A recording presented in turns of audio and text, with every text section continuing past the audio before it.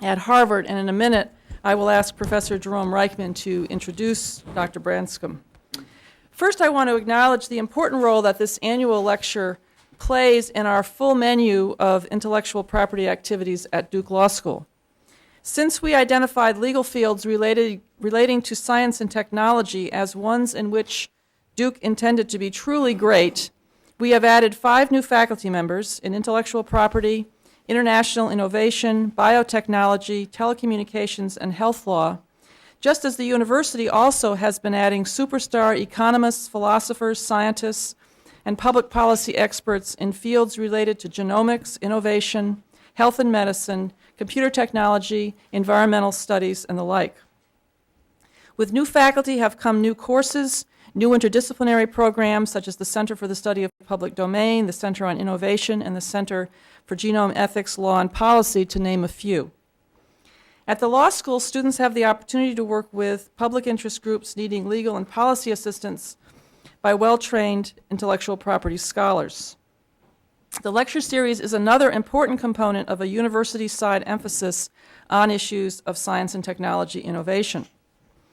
I want to acknowledge and express our gratitude to Kip and Meredith Frey, whose support has made this lecture series possible. Kip graduated from Duke Law School in 1985, and after a stint at practicing law, he has established himself among the country's leading startup CEOs. He's told me I only get 1 sentence to introduce him, so I need to stop there. There's a lot more that I could say about both of them, but I have a quota. This lecture series reflects the continuing support that Kip and Meredith have shown toward the law school, and especially their commitment to our excellence in intellectual property. To introduce our speaker, let me turn to one of our own IP faculty, Professor Jerry Reichman, who has brought Duke extraordinary strength in intellectual property issues that cross national boundaries, including issues relating to the availability of medicines in developing countries, database protection, and stimulating investment in subpatentable inventions. Professor Reichman.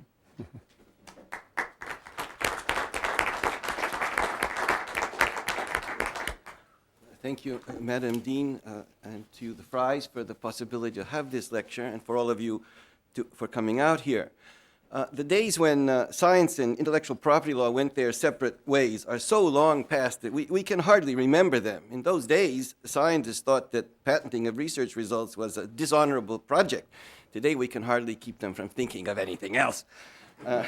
Since the Bayh-Dole Act of 1980, the path of university science, usually funded by government, leads directly to the patent office by way of the university's own technology transfer bureaus. Science, technology, and intellectual property are now so interwoven that it becomes hard to think of one without the other. The problem is that it is becoming increasingly hard to do one without the other, and therein lies a cautionary tale. The role of intellectual property as an engine of technological development in the past 2 decades can hardly be understated, and our speaker today is an expert on that. But those laws on which that technology engine drove our production were much more pro-competitive than the current set of laws and the emerging laws. They were a set of laws that intrinsically respected and promoted the public good aspects of knowledge as they cured market failure and made it possible to appropriate the fruits of innovation. Today, instead, an increasingly higher protectionist intellectual property regime that seeks to lock in existing competitive advantages threatens to clog the arteries of science by pushing new and powerful intellectual property rights so very far upstream into the input and research stages of the knowledge cycle. One question this poses is whether our national system of innovation can continue to thrive in this high protectionist environment. A second and even more compelling question is whether the emerging transnational system of innovation, rooted in the TRIPS agreement and the WTO agreement of 1994, will promote or undermine a healthy balance of public and private interests, particularly with reference to the provision of essential public goods and that most essential public good of all, knowledge. Duke University is at the forefront of these issues. Professor Lang's early work identified the key role of the public domain in this process, and he greatly influenced the House Committee on Intellectual Property Rights for 2 decades to adopt a more pro-competitive approach, would that influence still prevailed. His current work focuses on the First Amendment as an outer limit of copyright protection. Professor James Boyle was the first to compare the shrinking information commons to an incipient environmental disaster. His work with Larry Lessig on the Creative Commons has already influenced science policy, and new studies are in the offing. Professor Artie Rai has pioneered the study of intellectual property protection of biotechnological research today, especially biotechnological research tools, and she is now studying open source initiatives. Professor Wesley Cohn of the Fuqua Business School has pioneered empirical studies of the patent system, especially with regard to reverse engineering and lately the problem of anti-competitive effects. Professor Tracy Lewis, also of Fuqua, is working with me on liability rules as an alternative to the patent system, and he is the founder of our Center on Innovation. Our conference last April on international public goods and transfer of technology under a globalized intellectual property regime will soon be published by Cambridge University Press, and a mini symposium of 9 articles from that conference will appear in the next issue of the Journal of International Law. Our research here on the need to reconstruct a scientific commons, a research commons for scientific data is eliciting a new National Academies project of both national and international dimensions. With this background in mind, it was logical that we dedicated this year's Frey lecture to the interface of science, technology, and intellectual property. And to this end, we have invited our speaker today, the country's foremost authority on science policy. Professor Branscomb is a graduate of our own Duke University, summa cum laude in 1945. He has a physics degree from Harvard. He was director of the National Bureau of Standards. He was vice president and chief scientist of IBM and a member of their corporate management board. He served as chairman of the National Science Board from 1980 to 1984. He is a member of the National Academy of Sciences, the National Academy of Engineering, and the Institute of Medicine. He is currently Professor Emeritus of Public Policy and Corporate Management and Director of the Science and Technology Public Policy Program at Harvard's Kennedy School. His current research focuses on early-stage high-tech innovation, innovation policy in developing countries, and business development in the field of information policy. He's also working on science policy for countering terrorism and a new paradigm for federal support of basic research. Today, wherever science policy is discussed, Louis Branscomb is there giving his wise counsel. We are very privileged today to have him with us to speak about his work on high-tech commercial innovation and the supply and demand of technical knowledge. Please help me welcome Dr. Louis Branscomb to the podium. Thank you, Jerry. Thank you very much, Jerry. I first met Professor Reichman, and we were doing a project for the academies on property rights in computer software. And he led the charge with an extraordinarily insightful paper, which was then picked up by a number of other law professors, challenging the notion of patenting of software, or at least putting some conceptual limits on that process. And I've admired his work ever since. Dean Bartlett, it's wonderful of you to invite me. The Freys, I particularly enjoyed just meeting briefly, and I thank you very much for making this visit possible for me, and I hope everybody else will find it rewarding. I am not a lawyer. I'm innocent of the law, as my professor used to say. So I'm going to talk more about technology and innovation, but you've just heard a wonderful micro-Frey lecture from Jerry. And if you just listen to every word he said and expand on it to the size of the papers he writes, which are long and turgid, you will have benefited greatly from this. So let me then begin. And I'm going to talk about essentially the demand source for technical knowledge. And the reason I want to do that is because it's very commonplace for people talking about the science and technology that leads to commercialization from a supply side perspective. And because we think about what are the engines of investment that make the science and technology possible. But what's really, in many respects, more interesting is what are the forces that determine what kind of science and technology get done, particularly in response to the needs of society. And we're going to be talking today about commercial opportunities and economic growth, but some of these same ideas would apply to more public goods kinds of uses of science and technology. So let me start by saying that there is general agreement, there's no great argument, that high-tech innovation does create new conditions for the economy. A micro definition, I'll have another chart with more definitions. I'm sure this comes as no surprise to everybody, but some people do confuse innovations and inventions. And it's important to recognize that an innovation hasn't happened until there is a product successfully introduced into the market. By successfully, I mean somebody's actually selling it. I don't mean there's a company actually being profitable necessarily with the product. And the question I want to address is, where do innovations come from, and how is the research world linked to the world of innovation?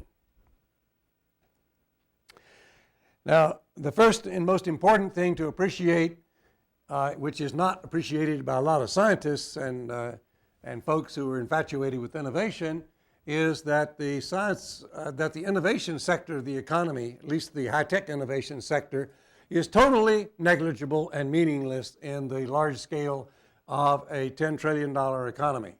And in fact, just look at the numbers. These are a couple of years old, but private industry was spending a couple of $100 billion of R&D, but only 16 billion of that, according to a survey done for us by Booz Allen Hamilton, is R&D for, in any sense, radical innovations. And so the revenue produced from high-tech innovations is very small. The amount of money actually required to drive that sector is relatively small.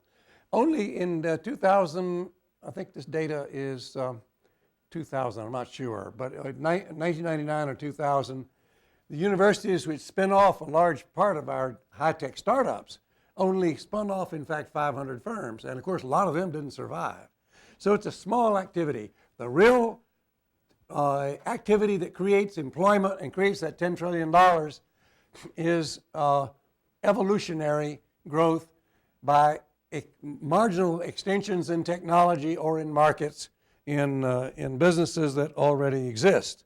This is the conventional diagram that allows you to think about how you would distinguish high-tech innovations from others. Down here in the existing markets, existing technologies,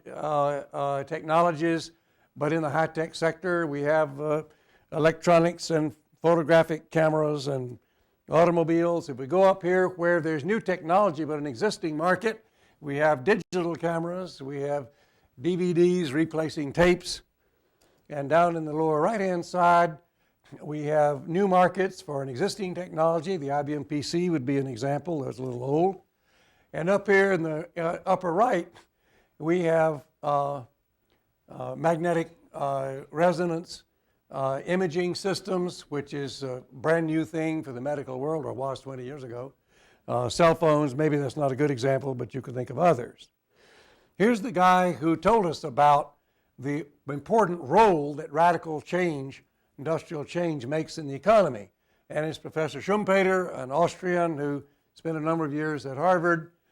And let me just read for you quickly these two quotes. The fundamental impulse that keeps the capitalist engine in motion comes from the new consumers, goods, and new methods of production or transportation, the new markets, the new forms of industrial organization that the capitalist enterprise creates. Interesting sentence, because every one of those new nouns up there is a part of the innovation world. You can have market innovations. They're not all technical. And business model innovations, indeed. This process of creative destruction is what the essential fact about capitalism. It is what capitalism consists in and what every capitalist concern has got to live in. And it is creative destruction that high-tech innovations produce that allows another growth curve to start with incremental market and technological development. So let's think a little bit about this chaotic creative path that starts with an invention or a concept for a new commercial idea that has some new technology in it. And we think we understand that world of research. We understand the sociology of what makes scientists and engineers get their jollies. We know where they get their money from. They either get it from the company in which they're employed, or they get it from an institution funded largely by government, state or local or federal. And so it's a pretty well understood piece of the national enterprise. Similarly, we know we have not only graduate schools to make physics PhDs, but we have business schools and law schools to teach people about the financial and business world that creates the wealth. We think we understand that system pretty well. But do we understand what goes on in between? That's the central issue I want to address, because I think the answer is no, we don't. One reason we don't understand it is there really isn't much data. In fact, that whole transition is so mysterious that in the professional literature, it's called the Valley of Death. And this particular drawing was actually made by a congressman who was lecturing on this subject at a conference I ran. And I sort of like that. Actually, I think the metaphor here is poor, because Valley of Death, to Americans at least, signifies Death Valley. And Death Valley we think of as a sterile place, although any biologist here would know that's not true. But it looks sterile anyway. And what we're talking about, the transition from research innovation to innovation, is not a sterile world at all. And so I rather like this metaphor better. It's full of sharks and it's full of little fishes. There's all kind of stuff happening. And in fact, if you think about how you get from the research world to the innovation world, turns out there are lots of pathways, and they're complicated, and they begin and end at all kinds of intervals. And in fact, that fact alone, the fact that there are multiple ways of financing this transition, there are multiple institutional ways of accomplishing it, suggests to me already this is ridden with market failure, that markets do not describe that process. And in fact, I'm convinced that if we really understood how to get from one side of that diagram to the other, and we could invent a set of institutions and a set of policies that would take care of that, that would link this side to that side in a kind of rigid, institutionally continuous way, what you would get is the Soviet Union economy. In other words, it is the vibrance of this connection that is necessary to make it possible to go from one culture to a radically different culture successfully, and have the feedback of rewards keep that system going. So if you want to think about, excuse me, how it gets financed, we did a study which has been published by NIST and will be a book as soon as my co-author finishes his revolutionary new economic ideas, which need to be in this book, mostly about how Schumpeter was wrong. But what we found in this is just some estimate of the sources of money for this transition. And it turns out that three major sources are corporate seed ventures. That's a relatively new phenomenon, but a surprisingly big one. And I'll come back to that later. Federal governments, and surprising, that's the 29%. And surprisingly, one of the criticisms of the Advanced Technology Program at NIST in Commerce is that it's way too small. Couldn't possibly make. How could a $100 million program investing in cost-shared early stage or seed development with high-tech companies possibly have an influence on a $10 trillion economy? Well, it turns out that program plus the Small Business Innovation Research Grant Program, the only two programs in government that are intended to invest in high technology to stimulate the economy, those two programs are as big as the other two major contributors. And of course, the really interesting one, most effective part of that triangle are angel investors. I'll come back to that too. So let me clarify the nomenclature I'm going to use here. Basic and applied research are distinctions that have no meaning and are not used in industry. Just call it research. Research is, of course, knowledge acquisition, whereas innovation is knowledge commercialization. And innovation, as I've already said, is successful entry to market. An invention is an idea or a concept for a new product or a process. And the way I'll use the word invention doesn't necessarily mean it's patented. It probably does mean that it's somehow protected, but it could be protected as a trade secret, or it could just be protected by somebody moving faster than anybody else. and when I refer to radical high-tech innovations, I'm talking about innovations that create new markets with new technology that in the best case, have the potential to destabilize an existing mature industry and then offer huge opportunities for investment in a new line of work. So I'm going to talk about this list of things. I'm not going to waste time taking you through that. Forget it. It's important to appreciate there's been a huge change in the business and technical world since World War II in the last 50 years. There was a time when companies like IBM, where I worked for 15 years, sought very hard to be vertically integrated, to have within the company all the skills and capabilities they needed to invent the products, to make the products, to sell the products, and capture the money. And indeed, they focused their attention on account control and trying to make sure that their customers never bought anything from anybody else in the industry, and so on. They don't do that anymore. And the reason they don't do that anymore is because technology has changed in such a fashion that the speed required for innovation can't be done within a vertically integrated institution. And so these firms have figured out what is their comparative advantage. And a big company like IBM, its comparative advantage is, number one, deep pockets. Number two, efficient manufacturing around the world. Number three, the ability to do distribution and to understand the market and to try to figure out where they want to go. But to do the innovation, they now outsource most of the technical innovation to small and medium enterprises. That's what an SME is. And in some cases, actually to do co-development with their supply chain. So we have a whole new way of doing innovation in the big company world. And what it does is it borrows from the small company world in partnerships. And that's a very important part of the small company story. And all that happens because of this enormous shift from a technical world where most of the knowledge was what we'll call tacit or informal. I remember in the 50s, if I talked to engineers, engineers would say, well, we're not scientists, we're engineers, and we're proud of it, because most of what we can do, you guys can't do. Because we learned it the hard way by trying stuff.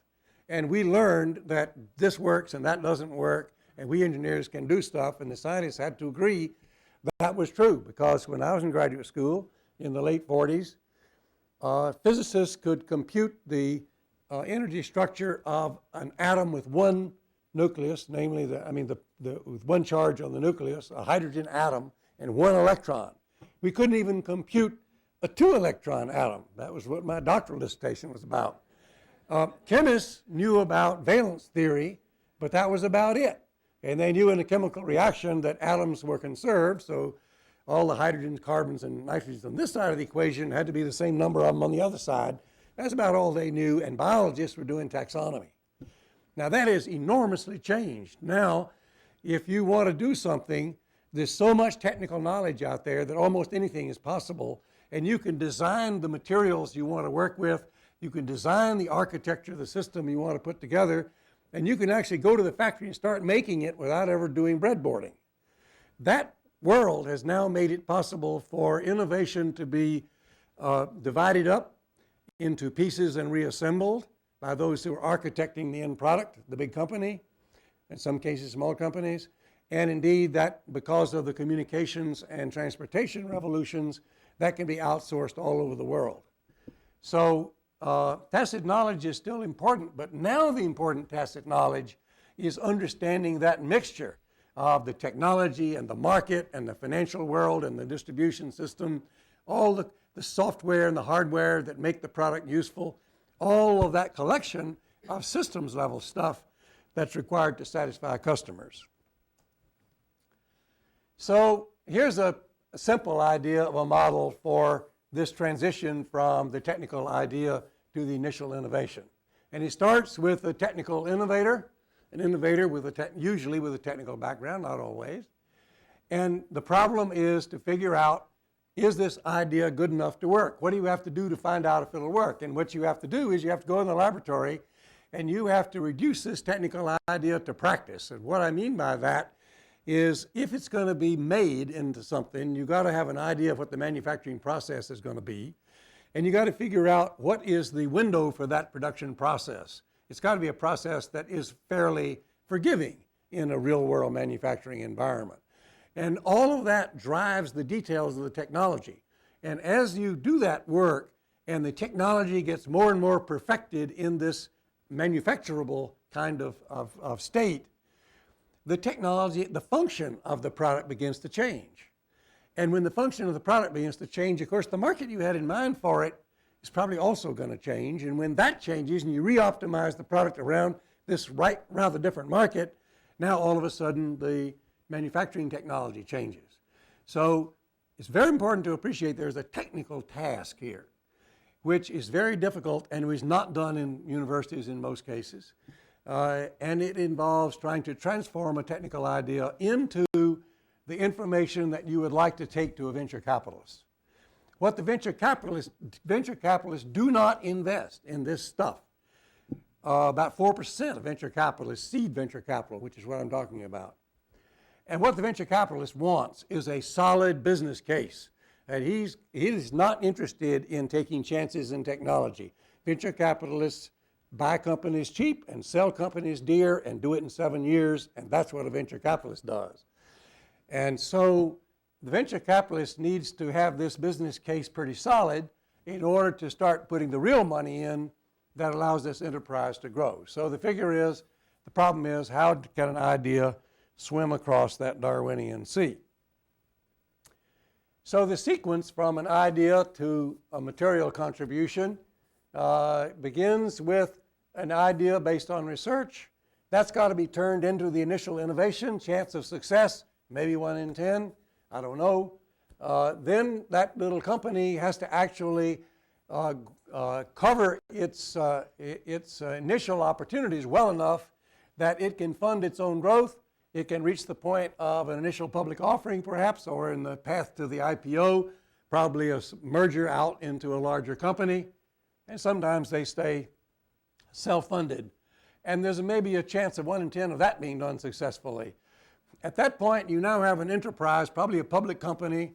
Maybe it's got several $100 million of business, and it's still small potatoes compared to $10 trillion. But about 1 in 10 of those actually becomes an Apple computer or whatever. And that's called a skew. It's been extensively studied by economists, this last 1 in 10 process. So I just want to emphasize the fact that while there are no really good numbers on any of those risk factors, we're talking about at the top an activity that has a 1 in 1,000 chance of actually making a big difference in the economy, truly destabilizing some existing large industry. Nevertheless, that destabilization doesn't happen and doesn't keep the economy alive at the $10 trillion level unless that first step works. Now, a colleague of mine from Australia came up with an interesting model for the innovation process, and I put it up here because his is the only model that is dynamic. Almost all the others are static. The static models say, well, you start with the research idea, and somebody's got to reduce it to practice, and somebody's got to put money in it, and somebody's got to make a company, and those things happen in a time sequence, but they all kind of happen in a vacuum. But they don't, of course. And the important thing is that his 4 steps, the first one, generation, is everything a scientist thinks is innovation. All the steps from conception to innovation. The application is that second stage I had in the last slide, namely, you got to get out a full product line, you got to get your manufacturing yield up, you got to get a distribution system, you got to provide customer service, and you're beginning to get feedback from users and changing the product. The verticalization step is terribly important, because here what happens is that if this is a successful innovation, the firms in this line of work are buying stuff from their supply chain, and the supply chain says, well, look, there's a whole new market out here, and I'm going to go back and generate better components or better materials that are appropriate to this new application. So there's a feedback loop from the supply chain in which it begins to innovate in response to this opportunity. Similarly, the users begin to change the way they do business because they're buying this product now, and they're going to re-optimize their functioning, their productivity, in light of this new product. So that's a dynamic response of the economy to the innovation. And then the final step is that if this survives as a significant area of the economy, then there are social adjustments. There might be some regulatory requirements that government has. There are changes in the education system and so forth. And of course, all of this is a continuous loop. Now, an interesting question is, where does the demand come from for technical knowledge? Who decides what kind of technical knowledge gets invested in? And here's a list that starts from the most compelling, and this is not ranged in order of how much money is involved, but sort of in the level of how compelling it is. And of course, the strongest demand is for the incremental improvements because they have the lowest risk factor associated with the best economic return. And it's fully market justified. The market system works fine for creating that kind of knowledge.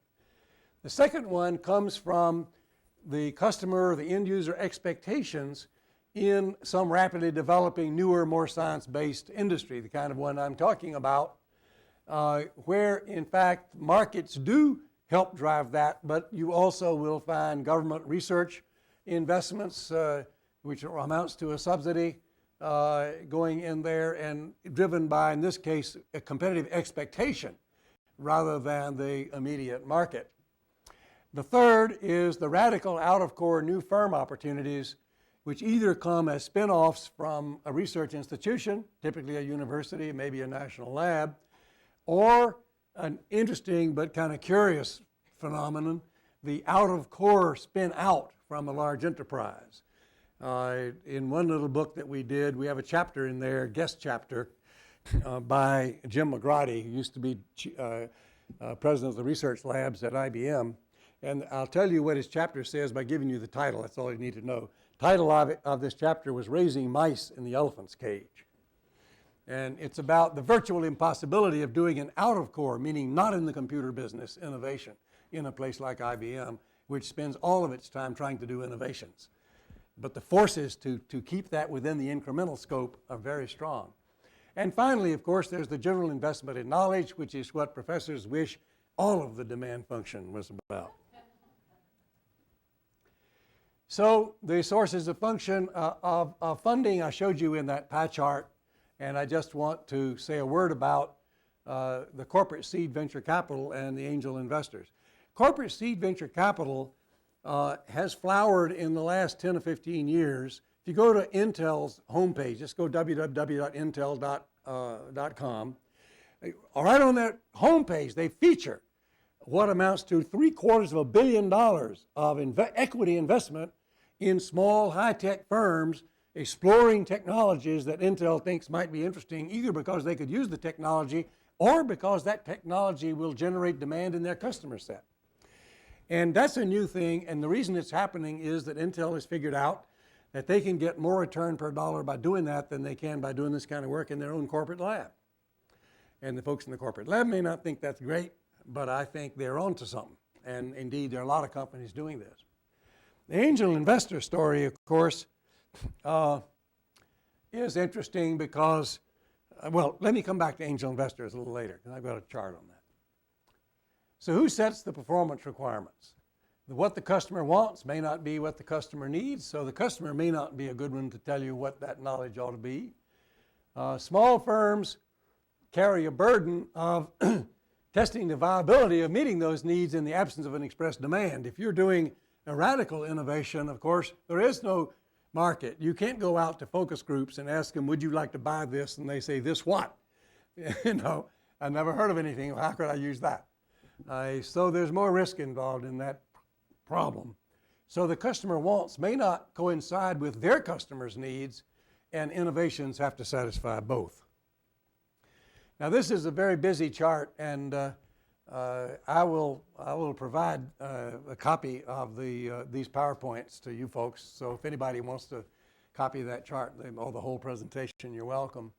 But it's just an attempt to put down on the vertical row here the various sources of technical knowledge, and across the top the sources of demand, and the sort of key ones I have in boldface, and they go down the diagonal in this chart.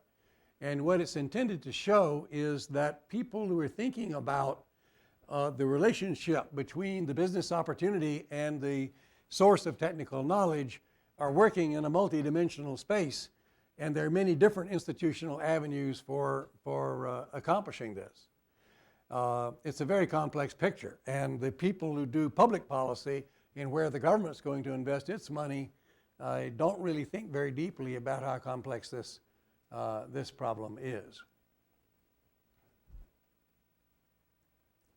So, sources of commercial ideas.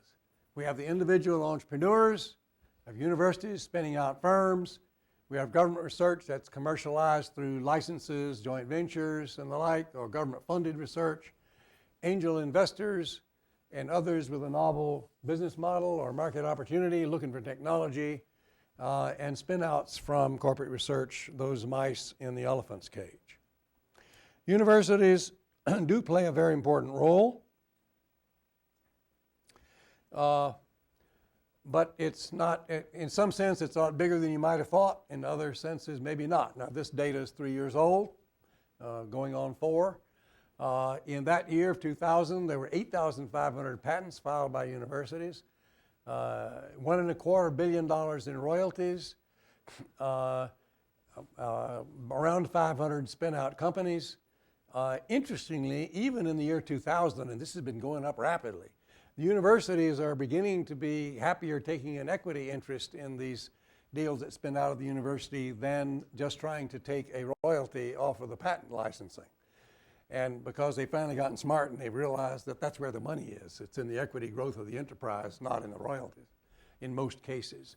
And there are at least a dozen universities, probably more now because I haven't counted them recently, who set up their own seed venture capital companies with endowment money, and usually work in collaboration with a commercial venture capital company that really knows how these small enterprises have to be managed and financed, in order to first of all get the money to help their faculty bridge that evolution from the science idea to the science and the technology reduced to practice, and then to try to find a way to commercialize it, usually in a new enterprise, sometimes not. It's worth noting that if you just think about the licensing of university inventions that are patented, if that sub-part of the university's entrepreneurial creativity, the studies clearly show that somewhere around 80 to 90% of all the revenue universities get come from the usual 10 or 20% of the licenses. And what are they? Well, the 80% of the university licenses that don't make any money are all those clever inventions made by the faculty that are so clever that they think they should exclusively license them to some company because it's a widget that this company is going to make to fit some niche market. It goes nowhere. Why? Because the patent is such a small fraction of the resources required for a company to go and do product that most companies are not very interested.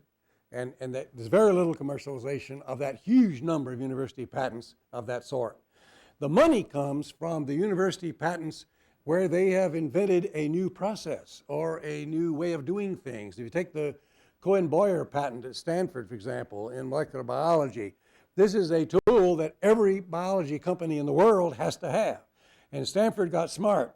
They licensed it to the whole world, and they set the license fee at a level such that when the lawyers were called in by the big pharmaceutical houses and asked, can you break this Stanford patent so we don't have to pay the license?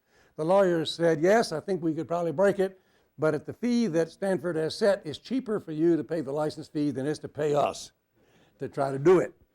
It's very smart by Stanford. But the reason I go through this is because I want you to appreciate that the facts are counter to one of the big faculty concerns in universities, which is that this commercialization of university patents drives people away from real science and makes them into widget inventors.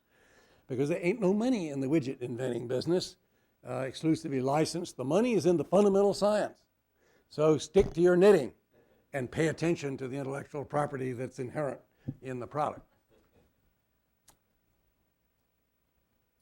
So I was going to promise you to say something about angels. And of course the name comes from the Broadway theater. rich people who thought, I got money to waste, I'm going to invest in this Broadway show, and I'll probably never see my money again, but I will get to go to a lot of nice parties with those actresses and actors and producers, and that'll be great fun. And some of them made a pile of money, and most of them didn't. But now the phrase is used to refer to a very large population of private individuals who make equity investments in new ventures, a couple of 100,000 of them. This whole phenomenon is extensively studied by a center for this kind of investigation at the University of New Hampshire. A guy named Solo who's in charge of that. But a tiny fraction of the 200,000 are high-tech angels, who invest in new companies that are based on new research for new markets. And who are these technical entrepreneurs who are now have the money to invest? And they're the people who've been there, done that. They're the technical entrepreneurs who did start a company. They got across the valley of death. They did start a company. It was enormously successful. And at the age of 45 or 50, these guys have got $300 million in the bank. They never want to work that hard again in their lives, but boy, it was exciting. So how do you capture that excitement, put your $300 million to work, and feel like you're doing something good and not work too hard? And the answer is you find some younger guy who looks like you when you were that age, who's got a great idea, and you go to him and you say, look, I give you $500,000 max. I want you to mortgage your house. If you don't mortgage your house, I'm not going to give you the money. And I want you to go ahead and start your company, and I'm going to be your advisor. Never mind whether you have a board or not. I don't care. I don't care about being on the board, but I want to be your advisor, and I'll give you advice in return for the following share of equity in your enterprise. And this angel who's been there and done that, he is inside the network that's required to allow an enterprise to flourish. He knows the bankers. He knows which ones understand high tech and which ones don't. And he knows the government people and the regulatory world. And he knows all of the service organizations, the lawyers, and all the other folks that you need to help create a business, and can help that little company steer his way through and certainly understands how to build a business model for this particular innovation, and helps them take that process through. So this combination of mentoring and pre-venture capital investing is absolutely crucial. And now that this process has gone quite far, there was about 10 or 15 years ago a guy named Heinz Severines in San Francisco or Silicon Valley who had a good idea. He created something called the Band of Angels. Right, nice name. And the Band of Angels consists of 100 or so angel investors in the Palo Alto area. And they're not a company. All they do is meet for dinner once a month in a very nice restaurant with a super wine cellar in Palo Alto. But they do put up enough money personally to hire 2 or 3 staff people, and the 2 or 3 staff people interview would-be science entrepreneurs who are looking for angel money. And they'll pick 1 or 2 that sound credible, and they will get 30 minutes after the dinner to talk to all these angel investors. And if any of the angel investors hold up his hand and says, well, I'm kind of interested in that, then it's up to them to go talk to this guy offline. Band of Angels is no longer involved. But it's an amazingly interesting and effective way to do things, because it turns out that the broad spectrum of experience that those angel investors have in different technologies, different markets, different business models, allows somebody in that group, or some combination of 2 or 3 of them who might want to do it together, to take their experience and map it against this new business with this new idea and figure out, how am I going to get comfortable with the risks? And so it's the very diversity in the Band of Angels that makes it effective. And that's interesting, because if you talk to the academics in business schools, they will tell you that the key to economic growth in high technology is not diversity, it's specialization. It's not accidental that the machine tool companies are in Dayton, Ohio, and the textile companies are in Charlotte, and so on. But it's not true at this seed stage. Their diversity pays. So, who are these angels? Well, I'm going to show you a picture of 3 of them. Can anybody identify any of those folks? They happened to be together years ago. I'm sure you can identify the guy on the left in the blue shirt. Right? Who? Bill Gates. You got it. And the guy in the middle is Mitch Kapoor, who started Lotus, and the guy on the right is my good friend who got me into scuba diving, Fred Gibbons, who started software publishing years ago. This company's long since disappeared, but he's now a very effective angel investor in California. He's, by the way, George Bush's roommate for 4 years at Yale, a very interesting source of information.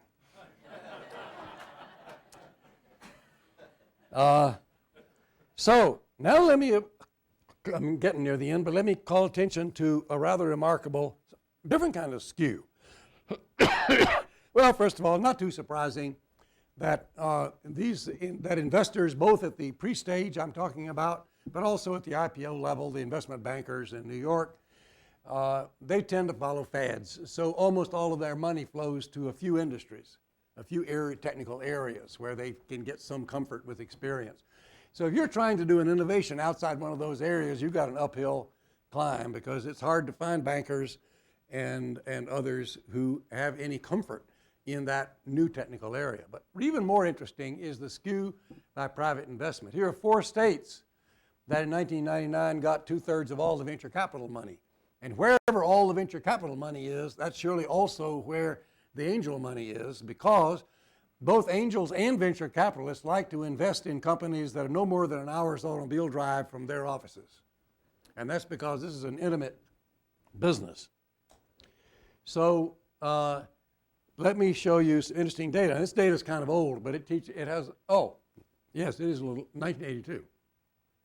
The percentage of the patents that actually turned into innovations, that is the ratio of innovations to patents, in that year in San Jose, Silicon Valley, was 57%.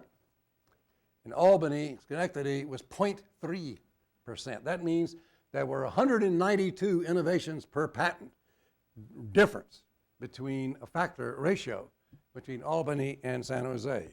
And just for the heck of it, here are a few others in the middle. Now, data's old, it would have changed by now. But what this says is, this is not something that goes on all over the country. And here, in fact, are 2 maps to show it. This one happens to be the spatial distribution of patents in 1982. And indeed, you can see there's a bunch in California and there's a bunch in the Northeast, but they're scattered all over the place. There's a fair number in North Carolina, Florida, and all kinds of, even in Colorado and Utah and Arizona. Now here is the distribution of innovations. And now it's no longer nearly as widely spread. It's very heavily concentrated in a narrow sector in the Northeast and in California.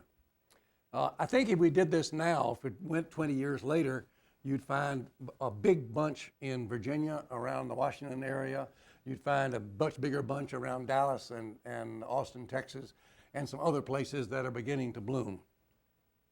But it's very concentrated. And so I'm going to come back to the question that I think makes us all have to think about. But let me say, I had to put up at least one chart that had the word law on it. So let me say a little bit about intellectual property. Obviously, we know what patents do. They provide a constraint on the uses of commercial knowledge, while nevertheless providing knowledge diffusion. That's the reason it's in the Constitution. It was intended to promote innovation, not to stop it, by making sure that if people were protected with a patent, they would indeed file the patent and through the patent disclose the invention. And from that disclosure, other inventors could get other ideas and move ahead. So there's no doubt that high-risk, high-tech startups need protection, need to be able to protect the essential idea.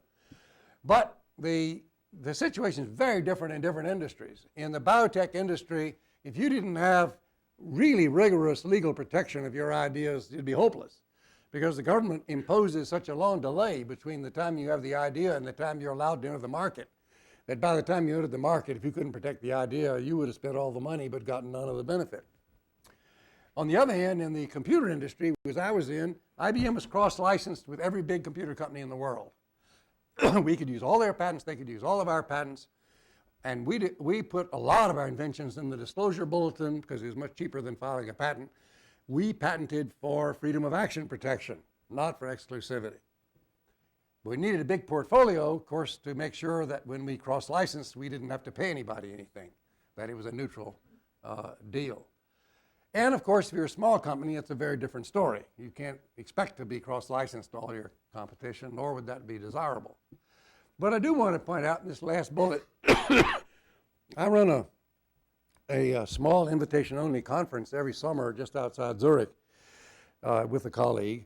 And every year we take a different topic in the IT industry, and we have industrial leaders, and we have international regulators, and we have academics and others. And one summer, the conference was about intellectual property in the IT industry. And to the astonishment of everybody in the room, almost everybody there, the judges, the industry executives, the academics, and the international regulators, thought we were moving down a path of too strong protection. I think that's, you hinted it, inappropriate protection in parts of the invention cycle, which is what you said, which I think is exactly right. And so there may well be at least the beginnings of some sense that maximum protection is not necessarily optimum, that there is some kind of balance. And I've talked to my economics professor friends at Harvard and elsewhere and asked them, what do you microeconomists really know about what is the optimum intellectual property system if your only interest was maximizing the economy for the benefit of the society? And you weren't there to try to protect the attic inventor or any other particular interest. And the answer I got was nobody has really done that study. And there were a few studies many years ago. They're very incomplete and they're very old. It would be very hard to do and very important, and nobody's doing it. Right? So I think that's a very interesting challenge. Now, why is it that this innovation process seems to take place in Massachusetts and California and has trouble anywhere else? And that has something to do with trusted networks for innovation. This is an area in which my research is now focusing. So if you want to capture benefits, you have to capture them locally. Thank you very much. All of the evidence, all the empirical evidence shows spin outs from universities create companies that are within 50 miles of the university and not further. There are a lot of good social reasons why that's the case. And so this tends to be a local phenomenon, first of all. Secondly, if in that locality the tools of innovation policy are understood by local government, local governments may well take actions to try to increase the social capital available there. Partnerships and consortia may enhance it or at least be evidence of social capital. And most interesting is Richard Florida's book called The Rise of the Creative Class, stealing a pun on Veblen. And what he did was simply take existing statistical data on all of the sort of social attributes of a metropolitan area, and then take a set of data that he took as surrogates for innovation rate, and just do statistical correlation. And I'll give you one result he found that will cause you to maybe want to read this book. And the one result is that the strongest correlation he found between a social attribute of a community and its propensity to innovate was how many gays and lesbians there are. And that seems very strange. But he doesn't try to interpret this, but he wouldn't conclude that gays and lesbians are more creative than straights, only that a society that can tolerate gays and lesbians can probably tolerate entrepreneurs who aren't that easy to tolerate. I can tell you, you go to the bank in a town that's not accustomed to financing these kind of people, and they will not be understanding. And so there's a big problem of communications and trust. The technical innovators speak a language that the business people don't understand, and vice versa, and the venture capitalists rely upon networks of their own making. So here's my last slide, just some questions. How can we fund early stage technology development and sustain it? And should the government attempt to even out the geographical skew in the places where innovations happen?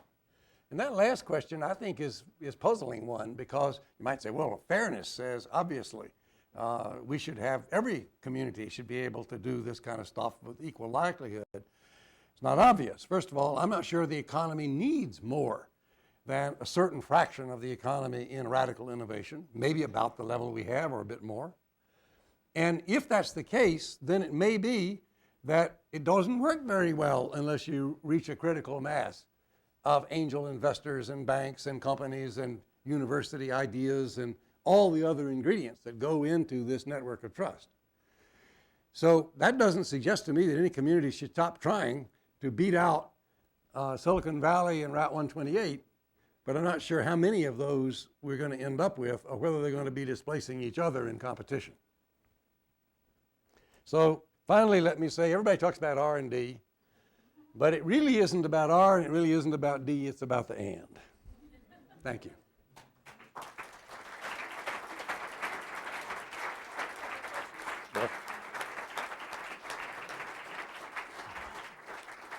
I want to thank Dr. Branscomb. He's certainly addressing some issues that are of great interest to many in this room, and I want to offer you the chance to ask a few questions. Sure. A lot of your presentation is focused on innovation in a marketing environment, or a manufacturing environment, excuse me. In one of your last slides, you talked about .com firms protecting business models, and that's one example. Right. Of my question, I'm wondering, how does your model work in more the service sector in terms of innovation, particularly within services? Well, the situation is somewhat different because during the bubble, most of what went on in the .com world, at least, were new business models. There was no new technology, really. All of the sort of computer science you needed to develop eBay or Amazon or whatever was already there. And there were some inventions, but not so many. And therefore, there's not such a big problem for the crossing of the Darwinian Sea or the Valley of Death. The risks, however, were certainly there. And the problem of recognizing that what you're doing is you're trying to create a function in the economy that doesn't exist with a service that hasn't existed. So in that sense, all the radical risks are present. However, the ameliorating factor in that situation on the internet is that one could put a prototype of one's application on the internet in a website and make it free and then see who uses it. And that's a much more efficient way to do a market study than going out and trying to do focus groups and pay some marketing consultant a lot of money. So the entry costs were very low, and the barriers to market, both the practical barriers, intellectual barriers, and the financial barriers were low for entry. But of course, that doesn't necessarily mean there's going to be a lot of success. And I think there you end up in another issue of trust, which is not the trust in the innovation network in the community where the company is, but the trust of the consumer for this new activity. In fact, that's the subject of this summer's seminar. I'm curious if you could help us think through, if there were one thing that you could understand better or study in order to inform the decisions about this process, what would that look like? What would be the research that you would want to have done that would help you make better decisions? First, I'd like to have a much better way of thinking, a better set of definitions and metrics for thinking about what we mean when we say radical, non-evolutionary. And that's particularly important if you want to think about radical innovation in larger companies, what I call out of core. Because a company that's here in Cary, in fact, which has sort of bought a fair amount of this argument, I happen to chair their strategy committee, and I asked the major line business managers to tell me what a part of their activity was in core and did they have any out of core innovation activity going on. And interestingly enough, and one of them gave me the answer I expected. He had these businesses they well understood, they were innovating, they were in core, they knew the customers and the technology was kind of there. And occasionally they took a flyer in some new area to see what it was like. But the other guy said, everything I'm doing is in core. And I said, how can that be? Because the stuff you're spending money on is something you've never done before and there's no market for it. And he said, but that's my strategy. Because the businesses I'm in are lousy. So I got a plan to get in some other businesses. Therefore, my core is this stuff. So he's defining core in terms of his scope of where he wants to put his resources to maximize his business. It had nothing to do with similarity to stuff he was doing now or dissimilarity to stuff he was doing now. So it's really getting at the question, trying to understand the risks, how to think about risk in this early stage development. And associated with that, one would really like to know if you could define correctly or usefully the kinds of investments that have this characteristic of having high risk but also having a high potential to destabilize and replace some existing market. How do you then decide where the resource is coming from that go into that? I showed you that pie chart, which looks as though we know the answer to that to plus or minus 1 or 2%. We don't. In fact, those are wild guesses. And we made two models. One model used one set of definitions, a very conservative definition of what we meant by a high-risk science-based innovation. And then we took a much more liberal definition. And when we ran each of those, they gave us the same pie chart. And so it's tempting to believe the pie chart. However, you're all smart enough to realize that, of course, my high and low assumptions don't necessarily go together. It could have been one high over here and one low over here, and would be the right way to do it. So I don't even know if this is true, what I put up there in that pie chart. And I think, but it's very important to try to understand that. It's important for tax policy. It's important for the government to try to understand when Mr. Daniels, the former director of OMB, decided to tell President Bush to kill the Advanced Technology Program, which is the principal program in government that funds this kind of stuff. His argument was, and it was in a written message to Congress, his argument was, we don't need to do this, venture capitalists will take care of it. Well, they won't. Venture capitalists are a little sliver in that pie chart, I think, by any measure. And so trying to understand that, I think, is critical. I think you used the term that there was a market failure within the Darwinian divide. And I'm wondering if you were to correct that failure, how would things change? In particular, depends on how you correct it. Well, I mean, I know, but what I mean by market failure is that the market on the commercial shore will not drive the behavior on the research shore in such a way as to produce an efficient innovation process. So do you think there's evidence of underfunding? I mean, given I don't know. the inherent risk of... I don't know. That's not obvious. I mean, if you go out and talk to people who engage in this stuff, absolutely, the inventors will tell you it's drastically underfunded. I've been to every venture capitalist in town, they won't talk to me. Well, and I can't find any angels. And Intel doesn't want to invest in me. And the government's shutting down the ATP program. So where am I going to get money to start my business other than mortgaging my house? On the other hand, and then if you ask people a simpler question, is there enough venture capital money?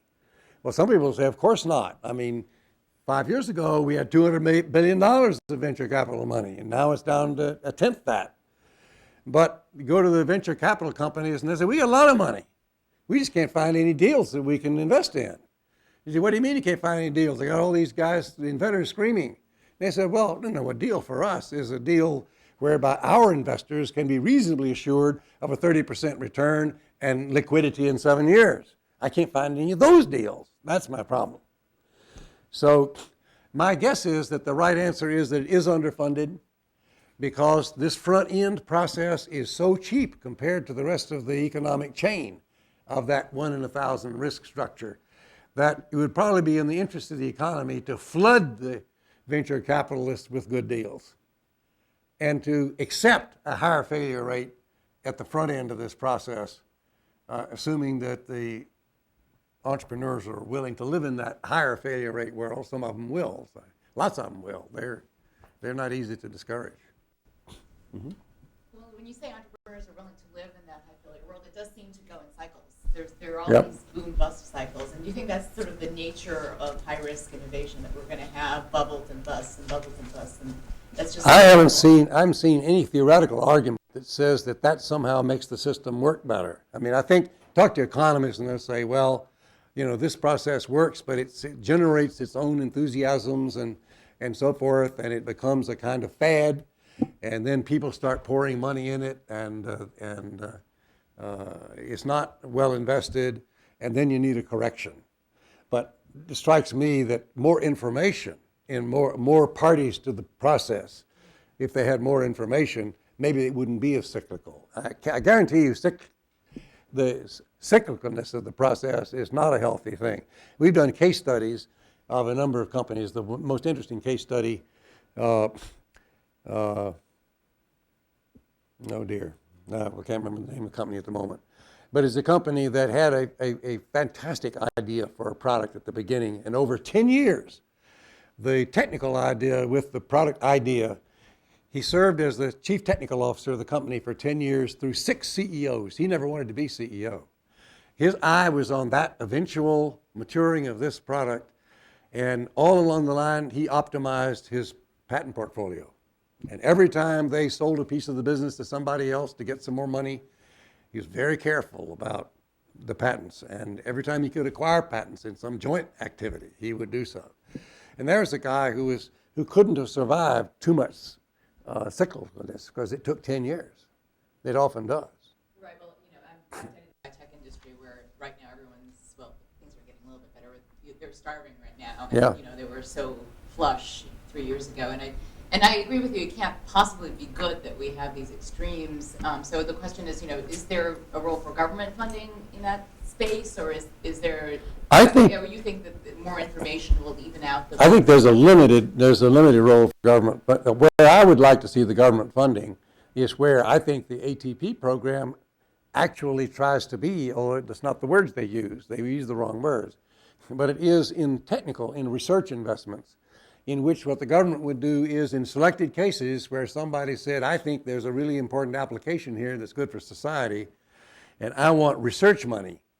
I want technical money to hire engineers and applied people who can take this idea and find out if you really can build a business case around it. And all I'm asking for is the technical research money. I'm not asking for the risk money, risk capital. And I think if there are more technical people who could take the idea closer to the point where the venture capitalist could expect to understand it and to begin to think about how he's going to do due diligence for his clients, because he's not investing his own money, he's investing other people's money, it would substantially improve this process.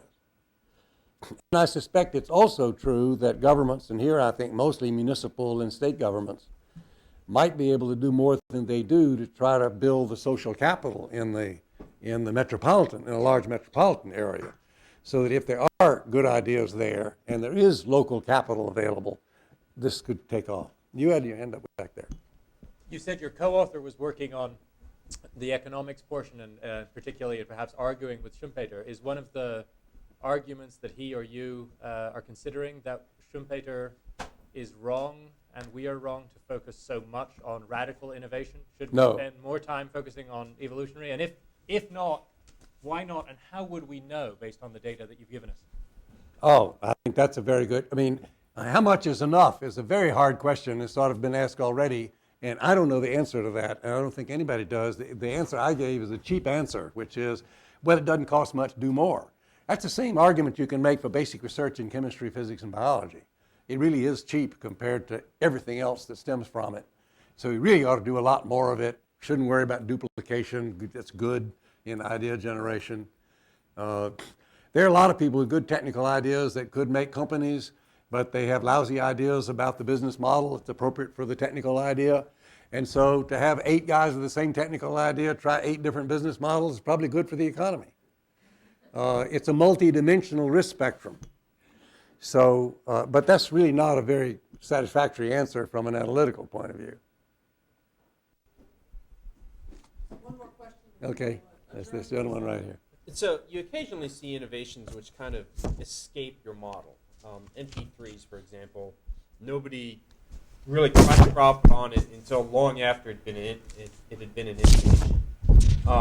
It kind of seems to imply that the process by which we gather innovations and decide which ones to fund is broken that we're spending way too much money funding things which aren't productive, and we're not picking up the things which really will be productive. How should the criteria be changed? Well, that's one reason why I think angels play a very important role here, because I really believe individual angels who've been entrepreneurs and who've been through all the rest of the risk spectrum successfully are in a better position to identify those things and to identify some other people to join with them to share the risk. And that's why I think these associations of angel investors and so on play an important role. I don't know what public policies would create more angels. I think the tax laws already are pretty well set for them. And in particular, they live on capital gains, so that's been cut. But I think they play an absolutely crucial role. Thank you, Kate. Thank you very much, Dr. Branscomb. Again, if you'll join me in thanking our guest, and please join us afterwards for the reception in the loggia. Thank you. Thank you.